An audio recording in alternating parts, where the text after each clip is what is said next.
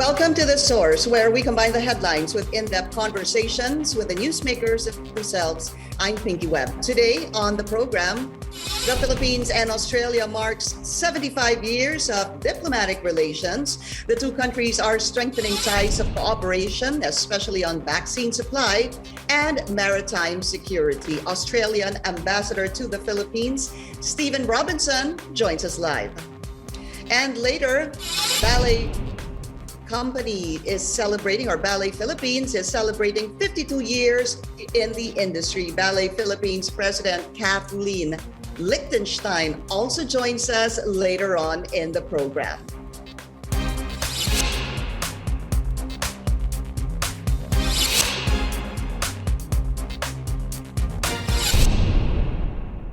Australia is committed to assist the Philippines' COVID response amid vaccine supply issues. The country is a key donor to the COVAX facility. It says it will do its best to ensure the Philippines will receive vaccine doses. Also, Australia is expanding its maritime security cooperation with the Philippines amid threats to the West Philippine Sea. It looks forward to bagging the contract to provide large patrol vessels for the Philippine Navy, and even taking over the Hanjin facility in Subic. Let's go straight to the source of the story. We have Australian Ambassador to the Philippines, Stephen Robinson. Ambassador Robinson, welcome to The Source, and it's good to see you again.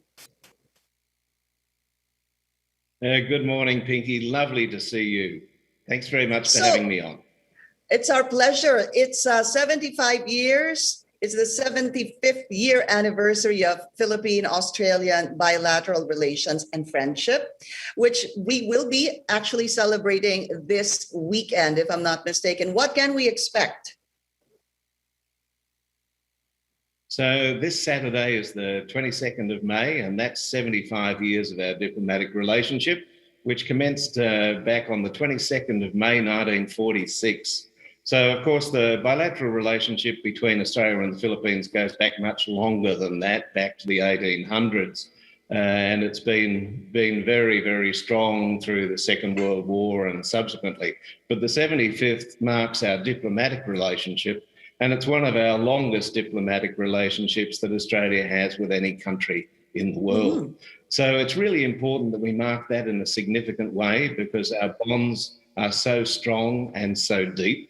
And so we kicked it off at the beginning of the year with the Foreign Secretary initiating our commemorative website, www.mateshipandbuyanihan.com. Have a look at that.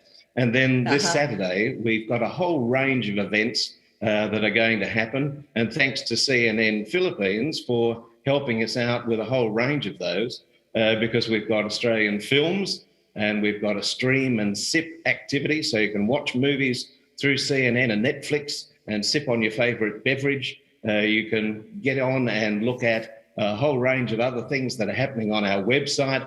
You can look at what Canva's doing in terms of looking at online design and working with Canva here in the Philippines. So there's a whole range of things happening this weekend. And we're going to plant some trees as well to mark the 75th anniversary as well. Very exciting. You talked about mateship and bayanihan. Those are similar values between Australia and the Philippines. And of course, Australia is a donor to the COVAX facility. That means part of the vaccines that the Philippines is actually getting has been donated by Australia through COVAX. How much is the contribution of Australia to COVAX? Yeah, thanks very much, Pinky. So at the end of last year, our Prime Minister announced that we were going to donate $500 million to Southeast Asia and the Indo-Pacific to support vaccine supply. And the second largest element of those funds comes here to the Philippines.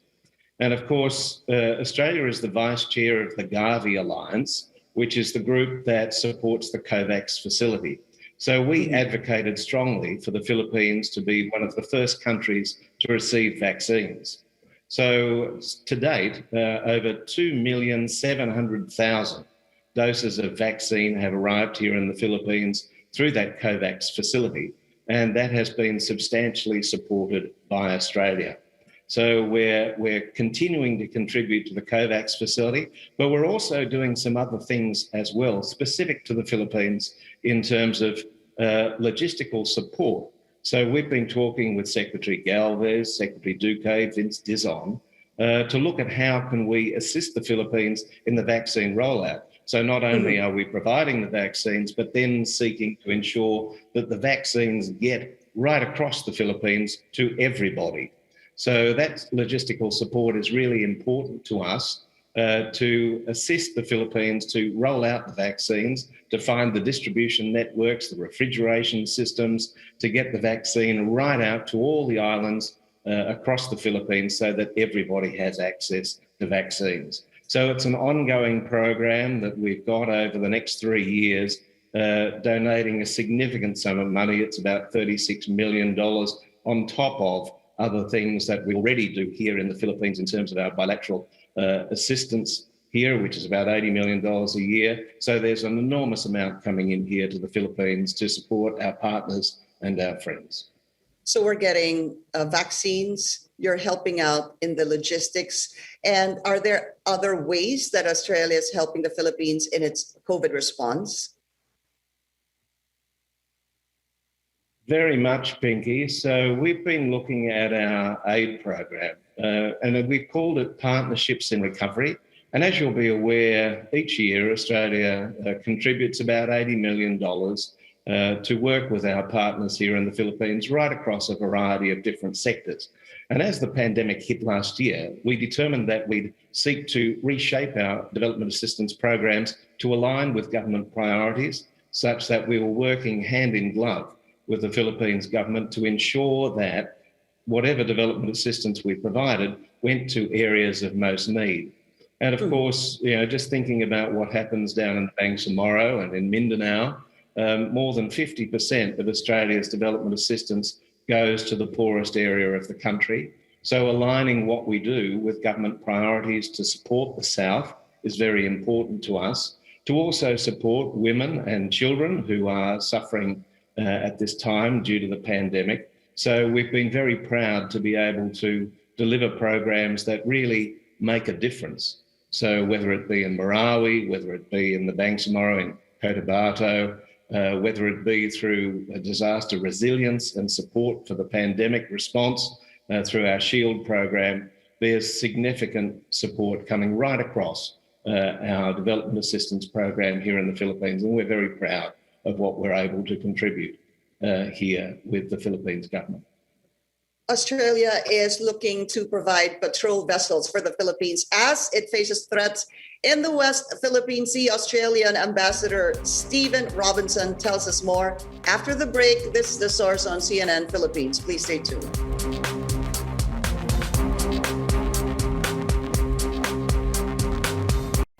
Set out in search of new stories with a 2021 Toyota Innova. This premium MPV sports a refreshed design and it's equipped with safety features, which add to the Innova's familiar touch of luxury, convenience, and power. So whether it's a road trip or a grocery trip, the Innova is a space you can share with your loved ones.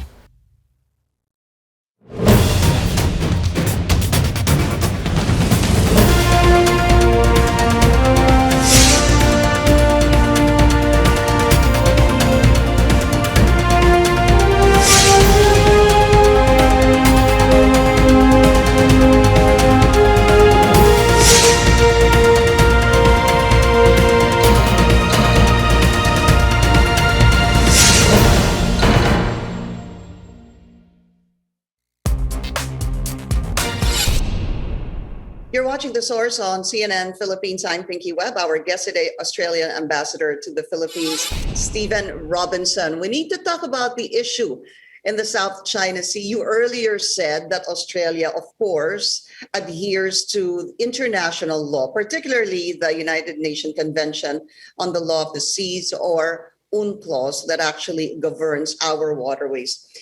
I read that 65% of Australia's international trade actually passes through the South China Sea.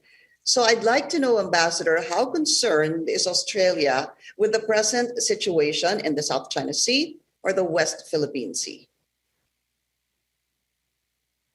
Yeah, thanks very much, Pinky. Well, Australia has taken a very long-standing, in-principle position about the South China Sea, because you're quite right, 65% of Australia's trade goes through the South China Sea and the West Philippine Sea. So it's really important to us that there be unimpeded rights of navigation, overflight, unimpeded trade through that critical waterway. And so therefore, there's been rules and norms and laws that have been put in place over many years, subscribed to by virtually all countries in the world, that support a rules-based approach to the law of the sea, and basically centred around the UN Convention of the Law of the Sea, governing how we all use those critical waterways, not just the South China Sea, the West Philippine Sea, but all international waterways. And so Australia strongly advocates that we should hold to those rules and those laws and those norms, because that's the best way to ensure that everybody gets the most from critical waterways that we all use. And how is Australia assisting the Philippines to ensure that there is number one, stability, or number two, security in the South China Sea? So we are strong supporters of the Philippines through our defence relationship, and we've got a long-standing defence relationship here with the Philippines. We have an MOU on defence cooperation that dates back to 1995. We're one of only two countries that has a SOFA, a status of forces agreement, and ours was enacted back in 2012 with the Philippines. So that enables us to cooperate significantly with the Philippines.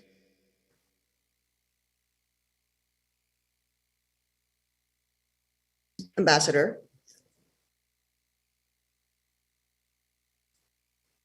Okay. Again, of course, we're talking about how Australia is assisting the Philippines in terms of defense and cooperation. Ambassador Stephen Robinson. Ambassador, are you back on the line? Yes, I'm here.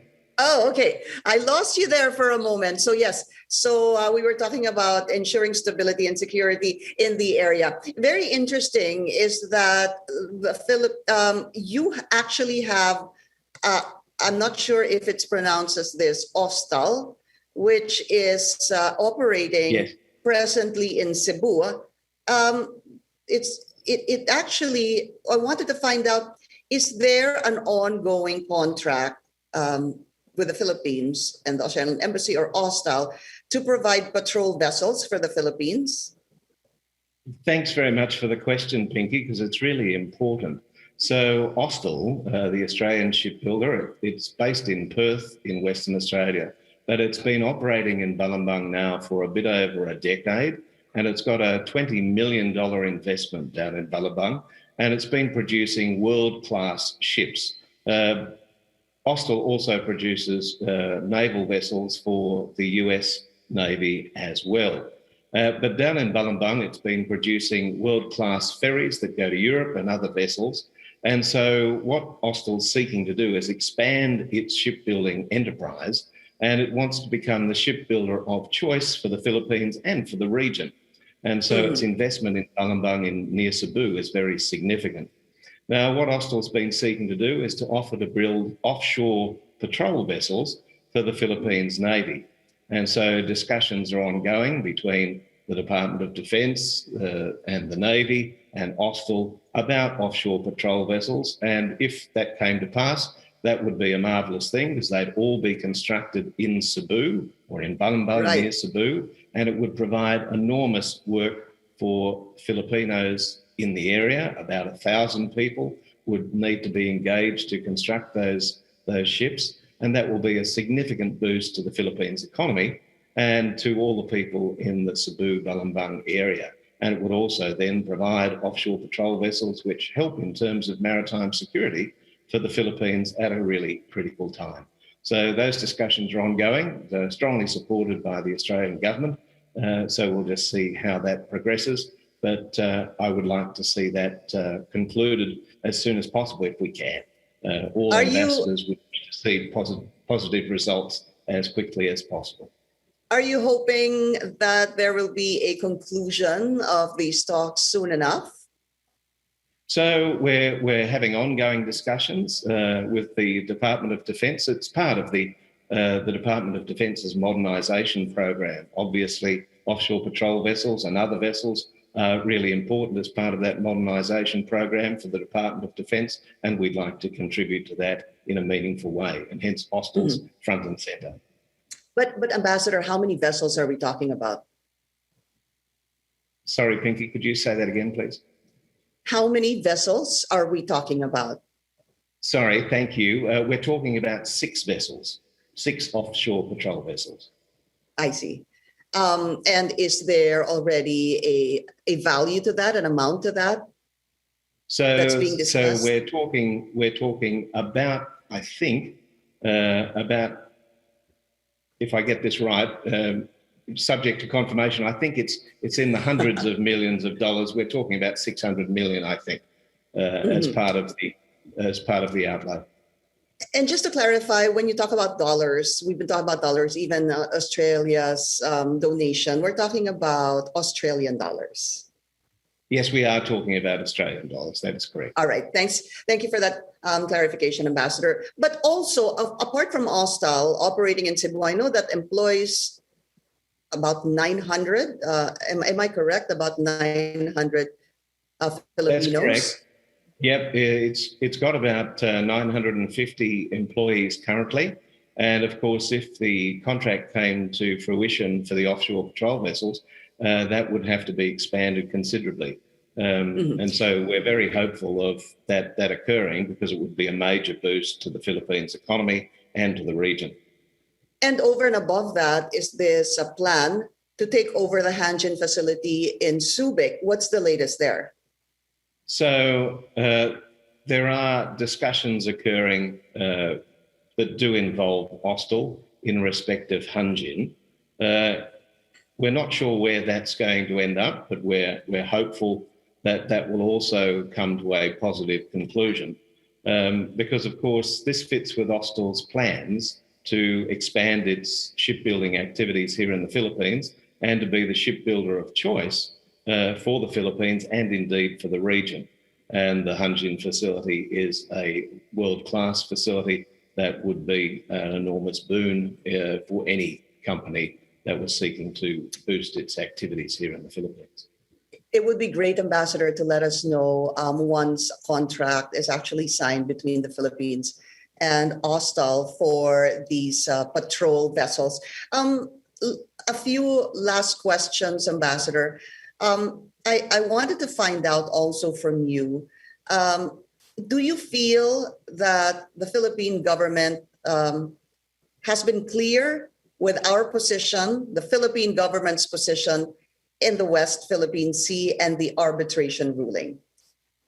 So I think it's fair to say that we watch closely what the Philippines says in international fora about the South China Sea and the West Philippine Sea. And I think if you hark back to the President's address to the United Nations, where he made strong reference to the arbitral award and the situation in the South China Sea, the West Philippine Sea, we take great notice of that, and therefore we're following that closely. But the President was very clear in addressing the international community through the UN about the Philippines' position. Some would say that that should have been done with follow-ups after the statement of the President before the UN General Assembly. Do you believe so, or was that enough? So that's really a matter for the Philippines as to how it takes that forward. But I think the statement that the President made was remarkably clear. And I think many world leaders congratulated the President after his remarks for their content and the manner of the presentation, because he was exceedingly clear in terms of where the Philippines stood. What happened subsequent to that, a matter for the Philippines, but we're strong supporters of the arbitral award, And of course, we hold with the Philippines' position as outlined at the UN. And because you talked about the arbitral award, one last question is that, is there any comment from Australia regarding this imposition of a fishing ban by China on the South China Sea? Well, it goes back to our in principle position about the use of international waterways. And, you really need to hold to international rules of law and the UN Convention of the Law of the Sea, and unilateral proclamations perhaps aren't necessarily very helpful in that regard. So, we would like to see all countries hold to the rules and the norms and the laws that have governed those waterways for some considerable time. So plain and simple, you don't agree with this fishing ban imposed by China? Well, it's a matter for the Philippines and China to resolve, but I think our position in terms of a principles-based position is pretty clear. Ambassador, on a last note, again, let's invite the public this weekend, what they can expect and what will happen on Saturday for the 75th anniversary of the Philippine-Australian bilateral relations. Thank you, Pinky. So please get on www.mateshipandbayanihan.com and join us this weekend for a fantastic celebration of Philippines and Australian friendship. Australian Ambassador to the Philippines, Stephen Robinson. Ambassador, good to have you. Take care of yourself. Thank you very much, Pinky. A delight to be with you as always.